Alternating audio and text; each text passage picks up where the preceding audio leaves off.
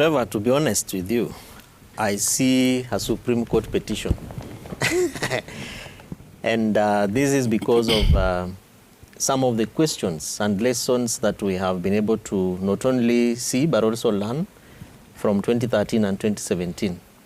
And the main reason why the 2017 election petition was actually successful is because of forms, the narrative around forms. And it reminds me of the Deputy CJ asking the IEBC commissioners, can you please show us a sample of the Form 34A or whatever form at that point it was, and the kind of agony that IEBC had to go through to deliver a form. And coming from the former Prime Minister, because he's a gentleman who has really been at the heart and the foot of election petitions, both in 2013 and in 2017, I believe that he's asking some very fundamental questions based on not only his experience, but the nature in which the elections ahead of us in the next 11 days have been planned and organized. To an extent, Trevor, where we even have issues with people whom I would call strangers, being arrested at the airport with sample documents of an election that Kenyans have been asked to consider very, very, very important. And we know that elections are very important.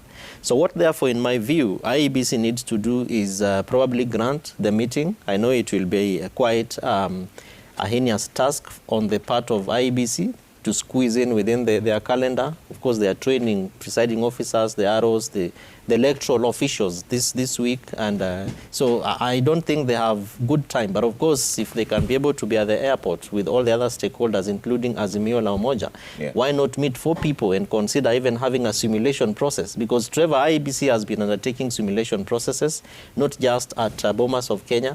As County Governance Watch, we have been through the Kenya Election Watch project, working with the county IEBC of officials to be able to take residents and citizens and voters through the actual process of voting. And so if IEBC can be able to make time for that, why not make time for presidential candidates? Of course, that also I know is contentious because one of the candidates has said we have no problem with IEBC, and he keeps, or they keep accusing, or that coalition keeps accusing the others of seemingly finding dotted lines in everything IEBC does. So there might be a problem in terms of meeting all the 4.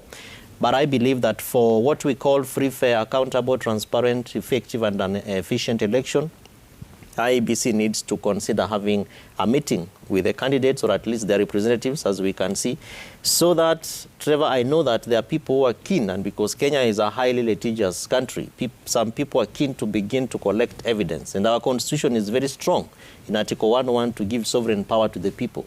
I wouldn't be surprised if at the declaration on the 7th, after 7 days of the presidential win, somebody goes to the Supreme Court and says there is a problem and there has been certain problems with this particular election. So communication, stakeholder engagement, I think is a green light, is a win to be able to deal with some of these stalemates. Dr.